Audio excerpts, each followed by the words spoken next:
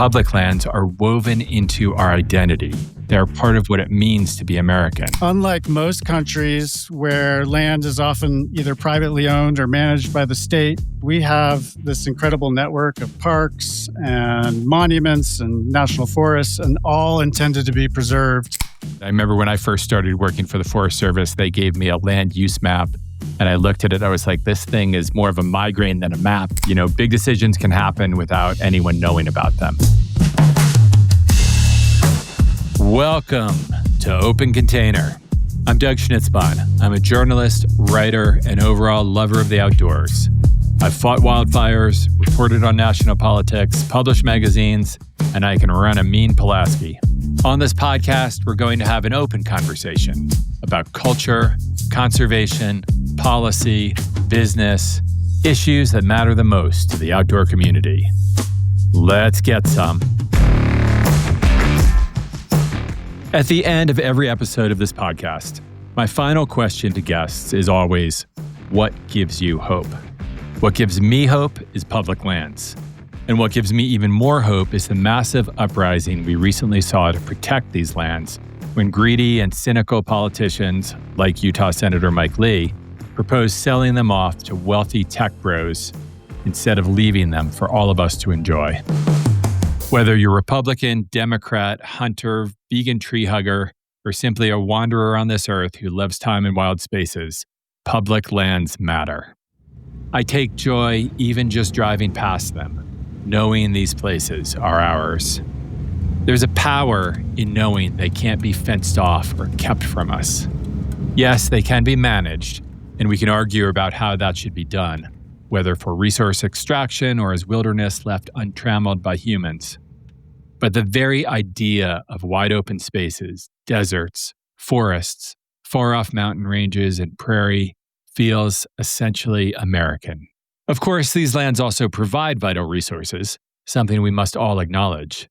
Yet those resources can be managed responsibly in ways that benefit everyone. Too often we see sweetheart government deals with companies not even based in the US, extracting resources with little regard for the rest of us. But that's beside the point. What I really want to talk about is how deeply important public lands are to the American consciousness. Of course, we can't talk about American lands without also talking about the people who lived here for millennia, before this place was ever called America. Indigenous people with deep and ongoing connections to these places.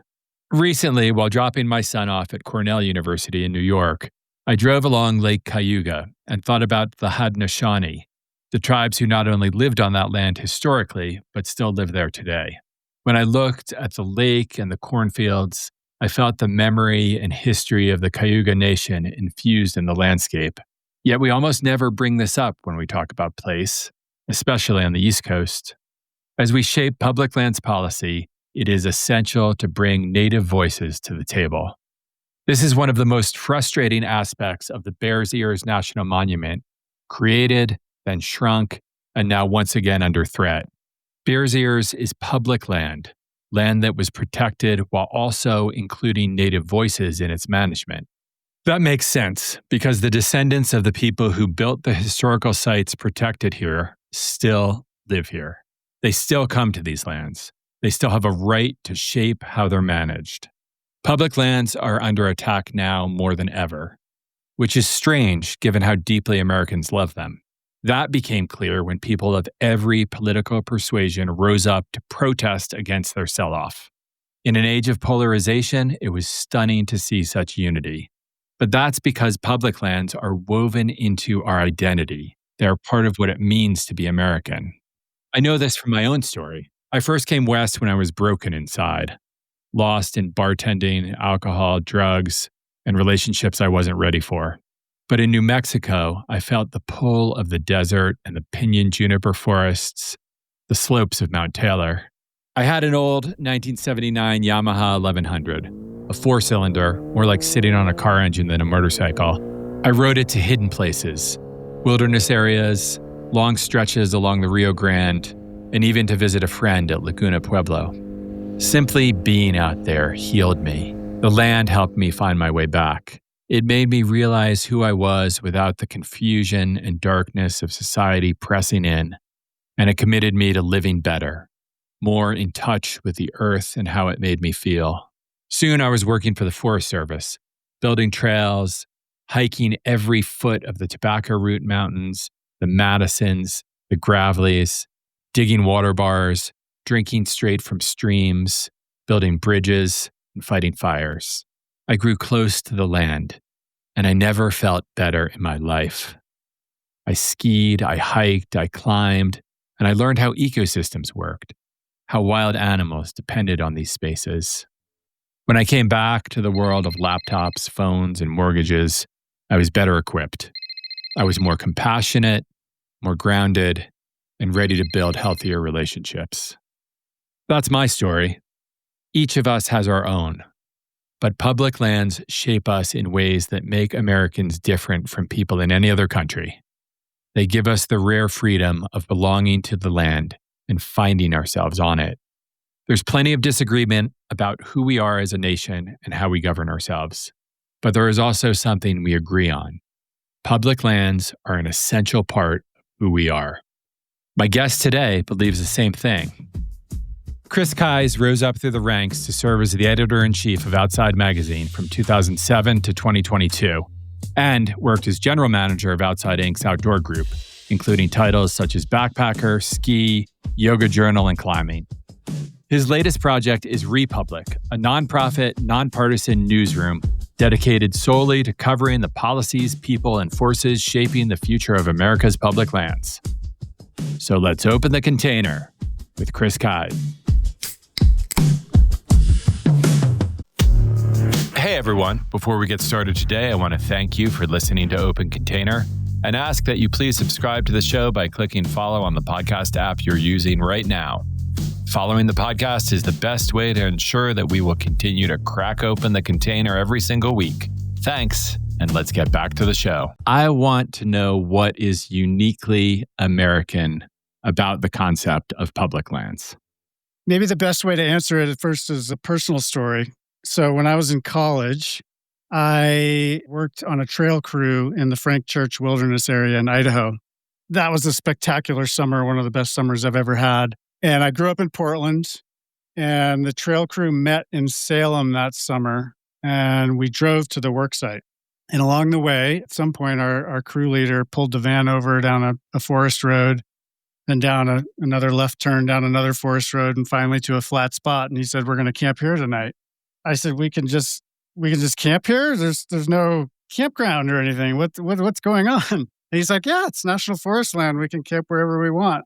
Even though I had done a fair amount of recreating on public land at that point, that was the sort of aha moment for me of this freedom that we have on these lands that belong to all of us. And I think that's what makes it uniquely American, is this idea that these vast tracts of natural landscapes are, they're held in a trust for people, and they're not owned privately or exploited solely for profit.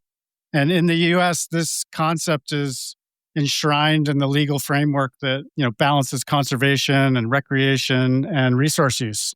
Unlike most countries where land is often either privately owned or managed by the state with limited public access, we have this incredible network of parks and monuments and national forests, and all intended to be preserved for the public's use and enjoyment. If you go to Europe, you just don't experience that kind of freedom of these vast tracts of land. A little bit more like, living in Texas, where the vast majority of lands are private. You have to rely on a benevolent landowner to let you on and access their land, which can be very confining. And so I think that makes it really special. Yeah, I like that confinement, right? We don't like to be confined, don't want to be fenced in as Americans. Didn't realize you worked on a truck crew. I spent 6 years doing the same. I think it's the absolute best thing anyone can do with their life. If I didn't have a family, I would go back to it. To be out in nature for that extended period of time. I think we were out for 8 weeks and we had one resupply, but by and large, we were just out on this crew, and it was incredible. So how much public land do we actually have in the U.S.? You have the stats on that, I know, with this new project. Yeah, so there are 630 million acres of federal public lands. There's a whole bunch of other where you get down to the county and state level, but specifically speaking about the federal land, it's 630 million acres. It's maintained and overseen by, a variety of agencies. You've got the Bureau of Land Management, which is by far the largest. I think they're just shy of 300 million of those acres. The U.S. Forest Service, National Park Service, the U.S. Fish and Wildlife Service. And then you have about 28 million acres that are controlled by the Department of Defense and other federal agencies. But by and large, it's those big four, the BLM, U.S. Forest Service, National Parks, and Fish and Wildlife Service. When you talk about how they're managed, each of those agencies has a little bit of a different mandate for how they manage those lands. So you can't really speak globally to how all of those 630 million acres are intended to be managed, but most of them have a recreational component to them. Yeah, and it's fascinating that the BLM owns the vast majority of them. I think that might be something that most Americans wouldn't be aware. Most Americans don't even know what the BLM is. They think it's a BLM movement, not the land agency. It's also one with the broadest mandate to really balance multiple uses. The BLM's leadership's mandate is to balance grazing and mining and energy development and recreation and conservation all under one large management plan. So that is where you see probably the most frequent battles over these lands because it's such a broad mandate and you have so many resource groups that want access to those lands.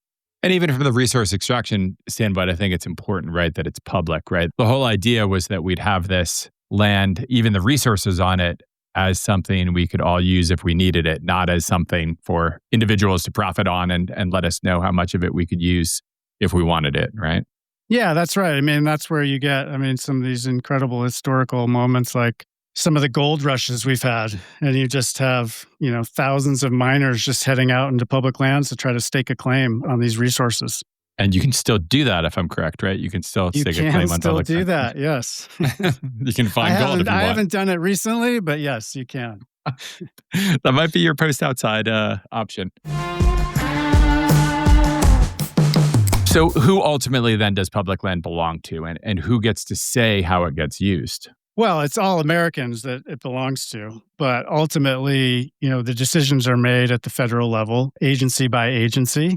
And depending on which party is in power or which leadership is in power and what their governing philosophies are and what they want to emphasize, that's going to control how these lands are managed. There are legislative frameworks and management frameworks for all of these lands, but depending on the administration, they can kind of steamroll some of those management plans or follow them to the letter of the law. So we just saw this massive grassroots uprising of people from the left and from the right, hunters, environmentalists, speaking up about stopping the sale of public lands that was in the big, beautiful bill. What does that tell you about the popularity of public lands beyond political affiliations? What is so unique about the idea of conserving these lands and keeping them public is it is such a bipartisan issue, overwhelmingly bipartisan. So if you look at the voting public, and most polls show more than 70% of Americans think conservation should be central to the management of these lands, and that recreation should be and access should be central to the management of these lands.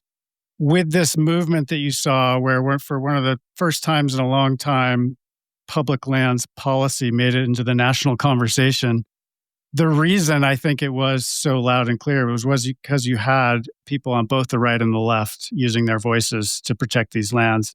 And why do you think that is? What is special about public lands that it can actually break the biggest political problem we have, which is polarization, right? That's a really good question. I think part of it is just the legacy of these lands that's been built over 200 years. That idea of freedom to roam and freedom to access these places is really ingrained in Americans, and especially out west, where the majority of these lands are.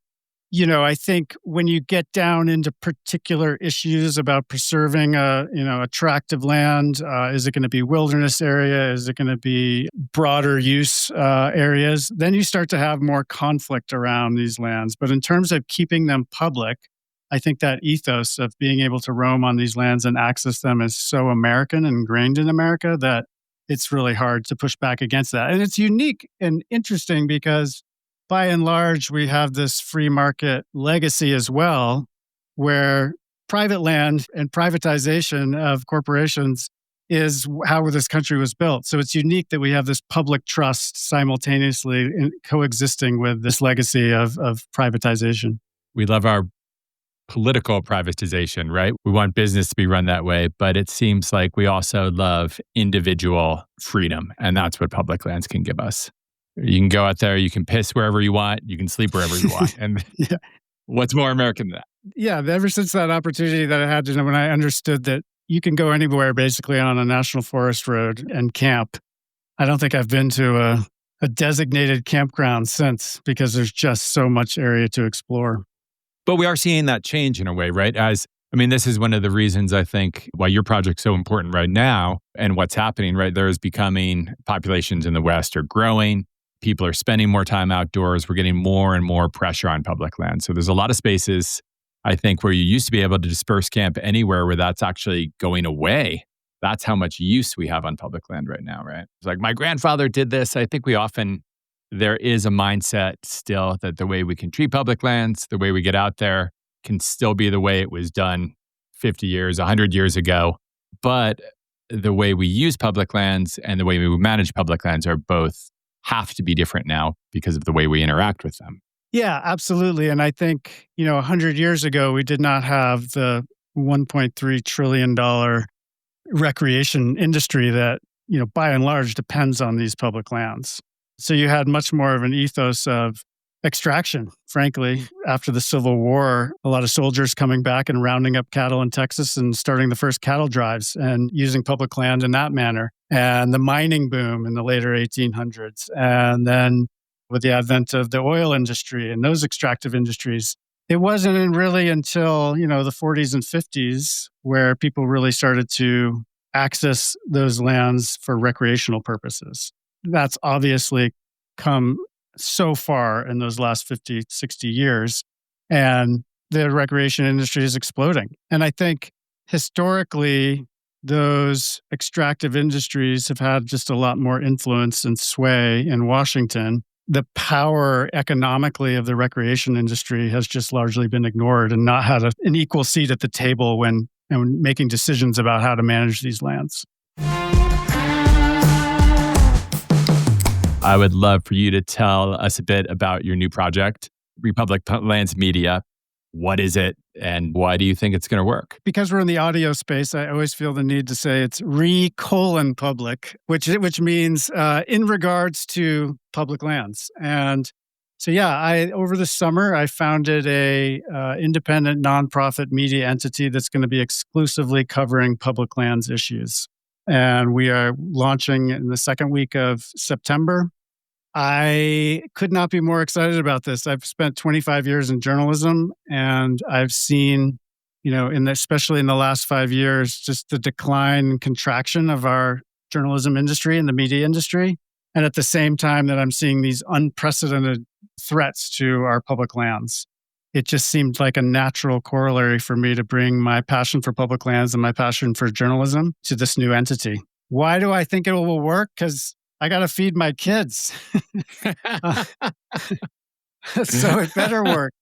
No, I am encouraged that at the same time that we've seen so much contraction in journalism, by some reports, we have 75% fewer journalists than we had 2 decades ago, which is just astonishing when you think about that statistic. The one bright spot I think we've really seen is in nonprofit media. And that segment of media is really exploding. There's now, more than 500 entities and newsrooms that have a public nonprofit model. The existence of all of those say to me, well, if they can do it, I can do it. It gives me hope. And I think people are coming around to understand how important journalism is to our democracy. And so there's a more of a willingness, I think, to support entities like mine and like others that are in the nonprofit space. It seems to make sense since journalism itself is supposed to be unbiased, that it shouldn't be tied to advertising or tied to be having to make money? So I started in magazines in 2000. That was sort of shortly after magazines created the first original sin of journalism, which was they put all of their eggs in the advertising basket and stopped really building their relationship with their actual readers and getting reader payments. That really led to the situation that we're in now. And so when you have journalism completely dependent on advertising, well, advertising, the market is cyclical. And when the market's up, it's great. But when advertisers are holding on to their dollars and not as much willing to spend, it's harder and harder for these entities to survive, especially in an era where they're not getting as much revenue directly from their consumers and readers. I think there's something interesting too there about good journalism. The type that you're going to put out can be uncomfortable, right? It can be things people don't want to hear. And we're also in this ecosystem now when people are not getting journalism in front of them and instead they're just getting what they want to hear. How can you reach the people who don't want to hear some of the things you might be telling them that you're reporting on that's the truth? Yeah. Well, that's the challenge we all face, and I don't know that I have a simple answer for that. I will say, going back to what we were talking about earlier, the fact that this is such a bipartisan issue gives me hope that I'm going to be reaching audience on both sides of the aisle. In the media environment that we live in now, if you're doing good journalism, you're pissing people off. And so to say that you're going to be perfectly nonpartisan and everybody's going to be happy with the balance of your stories, it's an impossible target to hit. I think you want internally to aim for that goal and to look at all sides. But ultimately, it's also our job as journalists to tell you what we found and to tell you what that means. I have a great writer friend here in Santa Fe, Abe Streep. He works for ProPublica. When the Mike Lee proposal for a massive sell-off of public lands was on the Senate side and still being debated, part of the rationale given was that this was an opportunity to fix our housing crisis. And so I think it's journalists' role, and this is what Abe did, to not completely discount that idea right out of hand. I mean, the advocacy groups who are for conservation, that's their job to say, hell no, we're not going to sell a single acre. But it's journalism's job to look at that and say, now, is this a fix for public lands? Now, how would that work? Ultimately, come to some conclusions. And Abe, ultimately saw that there wasn't a lot there. Has your work on public lands made you rethink in any way your thoughts on how they're managed or how they should be managed? Or have you seen opposing viewpoints that you've understood better now from what you've done? One of the things I stress to people when I talk about this is that I'm not a public lands expert. If I have expertise in anything, it's journalism. And I say that without, being conceited, but I've been doing this for 25 years, so I should be an expert by this point. And so I believe in storytelling and going about telling stories the right way. I expect that the stories that we do are going to change my mind on some topics, but I can't think of anything in particular that we've encountered in these early stages that I've thought, we should do that differently. I think what I'm really aiming to do is keep a very open mind. And when you have these vast tracts of land and all kinds of land, there are a lot of use cases. I do come to this topic with some priors, and one of which is I believe that the recreation industry is a huge economic driver, and that historically it has, like I said earlier, has not had an equal seat at the table and has not been unified with a singular voice to fight for conservation and recreation on these public lands. To the degree with which I have a viewpoint, I think that viewpoint will be coloring some of our journalism, is the belief that has to be an equal consideration when we talk about the future of these lands. Yeah, I guess you're starting with one very important tenet, which it seems that everyone else has, is that we should have public lands. They have a right to exist, which oddly enough, we've been fighting against right now. That seems to be the basis for anyone in this discussion, right? The outdoor industry has always struggled to speak with one voice and to kind of amass its power and its influence in a cohesive way. And I think that's starting to change, but we still have a lot to work to do. If you look at the oil and gas industry, they don't have a problem speaking with one very clear voice. The recreation industry is a very, very broad coalition. So you have a lot of, individual use groups and entities that are formed around specific passions like fishing and hunting and hiking and boating. And it's only in the last decade that you're starting to see these groups kind of coalesce into a larger movement that can speak with one voice. And that's why you got legislation like the Great American Outdoors Act a few years back all the way through, because it is a bipartisan issue, and it is because there was a lot of work done behind the scenes to unite these user groups into one passionate idea. You have a great reputation as a features editor, and I know you're a wonderful editor with beautiful long prose and essays and reporting and magazine stories. But we're also going to get some kind of nuts and bolts journalism in here too. Is that right? Where we're going to get kind of stuff we'll find in high country news or real reporting on how management works and the nitty gritty of public lands management. Are we not? One of the things, again, that attracted me to the nonprofit model of media is that it's a much more of a partnership-driven model than a competition model.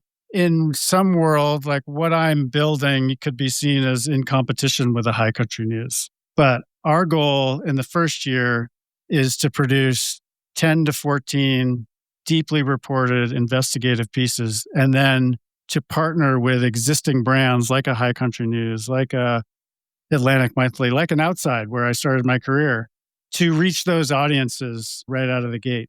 Just to be clear, like that's our kind of emphasis and focus in year one. But to what you're alluding to, over time, we want to build out our capacity to have regional reporters that are covering these public lands issues from a more regional and local perspective than just a national perspective. Because you've got these big national management debates about, whether it's selling off public land or the roadless rule. But then you have a lot of local things happening that don't reach the national level, but are very important to New Mexicans here. I live in Santa Fe, or in Colorado. Our other goal with this newsroom is to support local journalism so that the Denver newspapers and the New Mexican newspapers have the capacity to tell these stories, just to support them and to have local journalists who can do these stories. I thought about that when you talked about did you say we lost 75% of our journalists recently, right?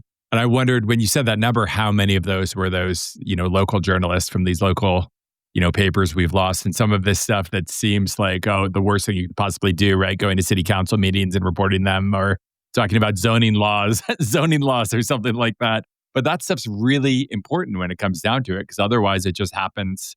Big decisions can happen without anyone knowing about them, even on a local level.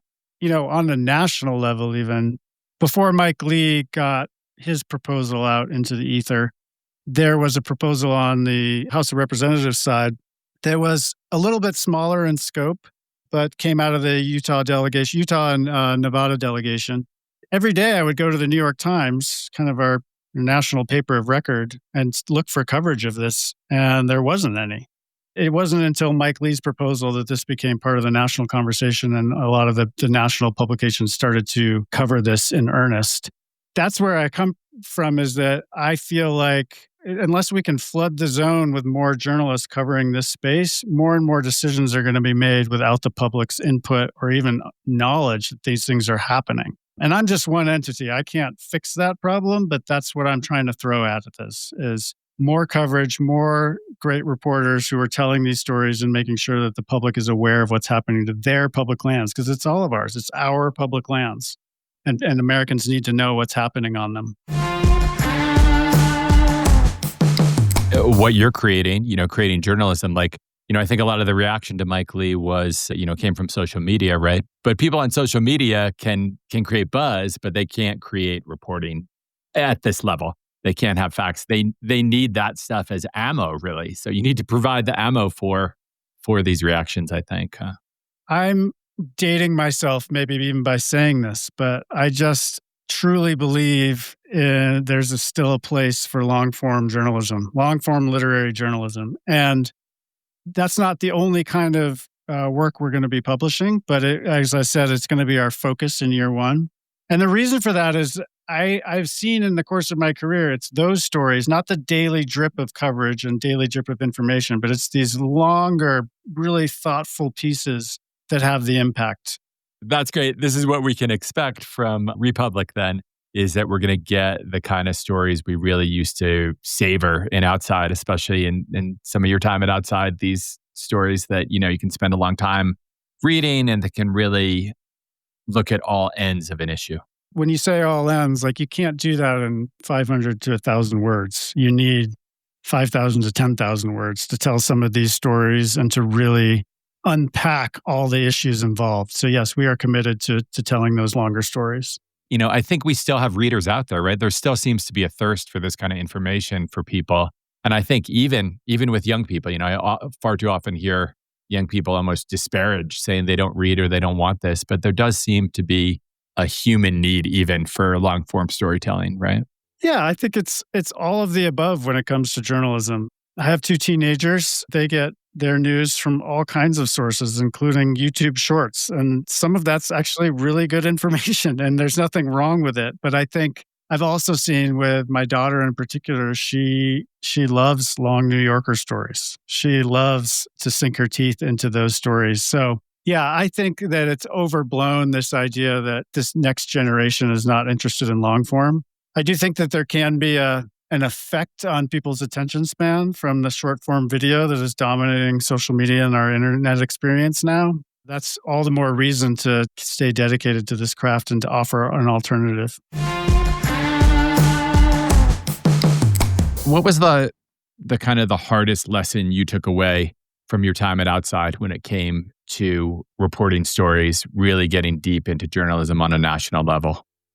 To be a little careful with what I say, but I think that there's no question, and I think almost any journalist who's been working for the 25 years that I have has seen an erosion between the ad side and the edit side. And that speaks directly to what I was saying earlier about the media becoming so dependent on advertising. And so when you run up against a story that is going to be upsetting to a potential advertiser, there's going to be some blowback from your sales side.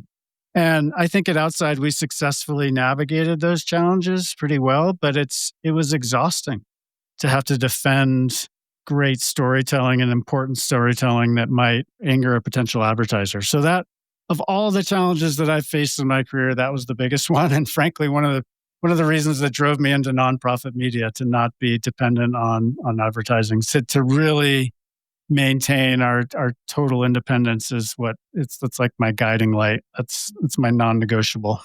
What is your kind of 5-year dream of where Republic will go and what we'll see in 5 years when we get our information from you?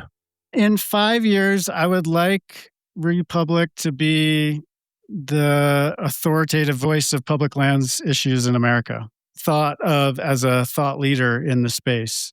We're starting with journalism, but nonprofit media also survives on creating other revenue streams. I don't know exactly what those will be yet, but a lot of media companies have had success with events. I can certainly see a thought leader event around public lands that brings people from all sides of the issue to a conference to speak about these ideas and share debates about these issues. And I want Republic to be the brand that brings all of that together.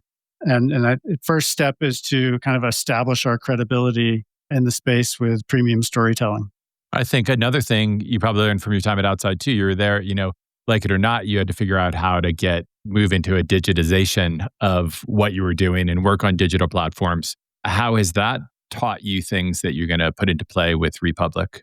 The first thing it taught me, when I first became editor of Outside in 2007, there was really a kind of conventional wisdom in media that there wasn't a place for long-form journalism anymore, that nobody wanted to read 5,000 words on a computer screen. And that turned out to be completely wrong. Some of our biggest traffic drivers were on Outside Online were our long-form journalism. As long as you create a space that is beautiful to read in and cluttered by 1,000 ads and pop-ups and things, people will spend the time in the digital space. So that's one thing I've learned. But the other thing is, and this is what's so difficult with fractured media, is that you have to be in all places. Or you have to decide, I'm not going to be in all places, but all the places that I'm going to be in, we're going to be the best at. And I think that's what we're going to have to slowly build up.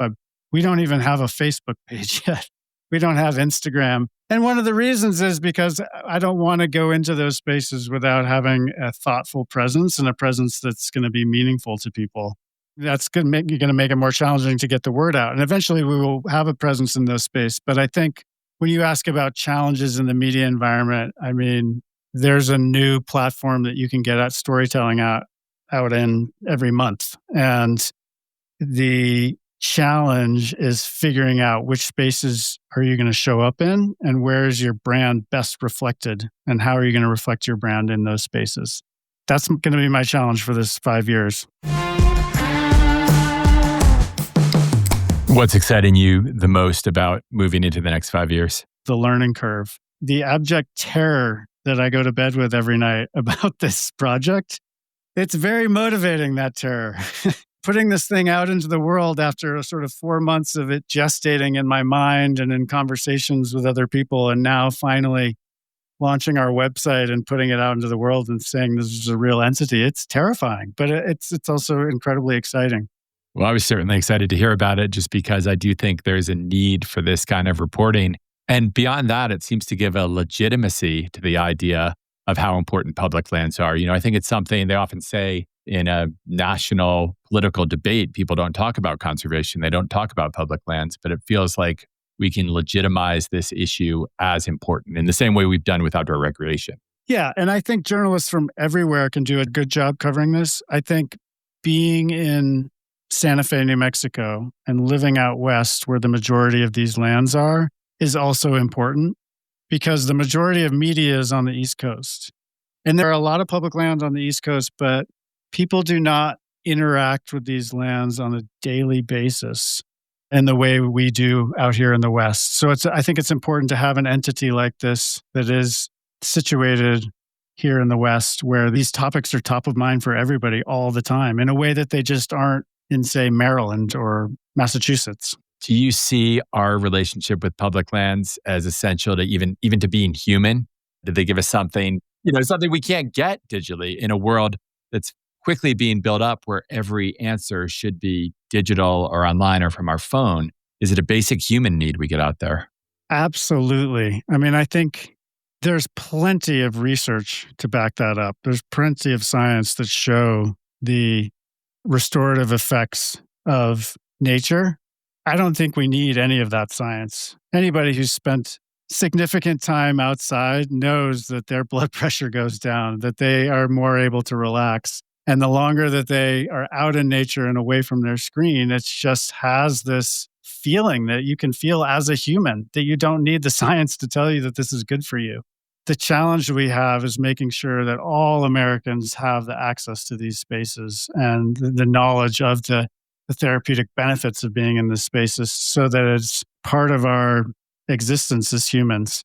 We're always going to have a digital side to, the horse is out of the barn in that sense. Like we're always going to have our phones. Our phones are always going to be a part of our life. In fact, I took my daughter on a 7-day backpacking trip and using the OnX platform. And all of a sudden I realized like halfway through the day, I'd been looking at my screen like every half hour to keep us on course. I wanted to chuck the thing.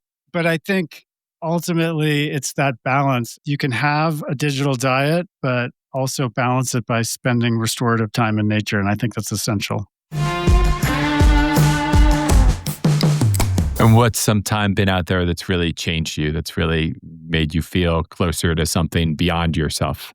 I think it was that summer spent in the Frank Church Wilderness, honestly. I had never had and have never had since that sustained level of being outside. We would work all day and then we would get back to our camp and I would strip down to my bathing suit and I would jump in the river and I would just grab a rock like I was a salmon swimming upstream. I remember just the we had worked an 8-hour shift and I was just totally gassed, and I would do that and feel completely revived. The feeling that I had at the end of that summer going back home, it was fleeting. It was like a 48-hour feeling of just this unbelievable sense of peace that you just can't get in our modern society. it's just impossible.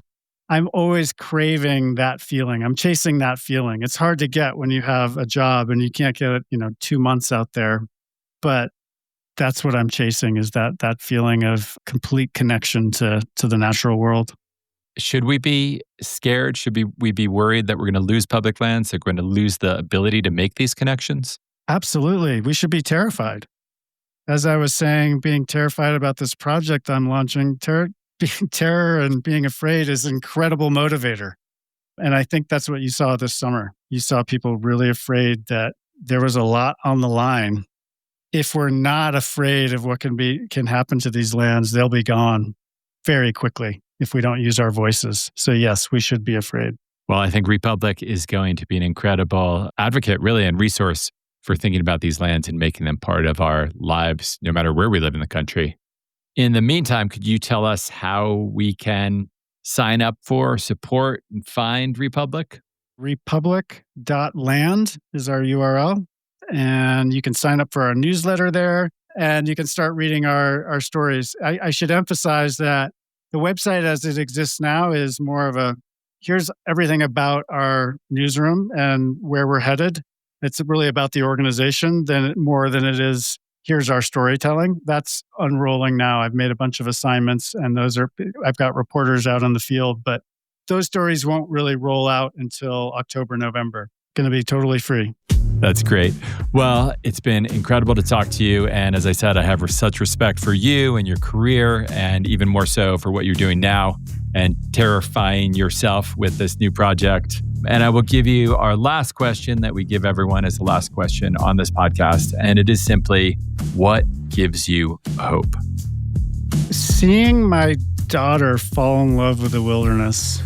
I took her on a 7-day backpacking trip in the Weminuche Wilderness in Colorado. She was already passionate about backpacking, but that was the first time I'd been able to experience it at that length with her.